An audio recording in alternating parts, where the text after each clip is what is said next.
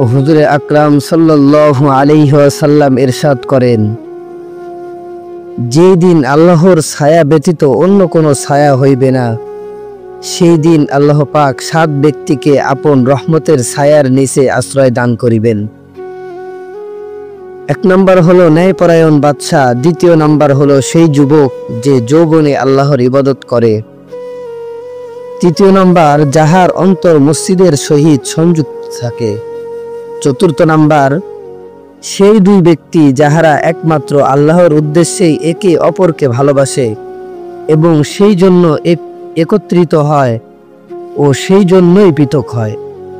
5ম number ওই ব্যক্তি যাহাকে কোনো সুন্দরী ভদ্র মহিলা অপকর্মের জন্য নিজের দিকে ডাকে, তখন সে বলিয়া দেয় যে আমি আল্লাহকে ভয় করি।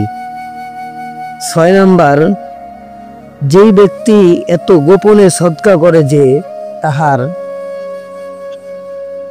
দ্বিতীয় হাতও ওহা টের পায় না।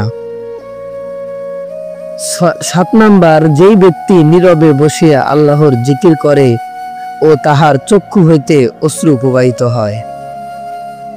অশ্রু প্রবাহিত হওয়ার অর্থ ইহাও হইতে পারে যে নিজের কৃত পাপ সমূহকে স্মরণ করিয়া কাঁদিতে থাকা, অথবা শোক জোক ও আবেগ ভরে অনিচ্ছাকৃতভাবে অশ্রু প্রবাহিত হওয়া।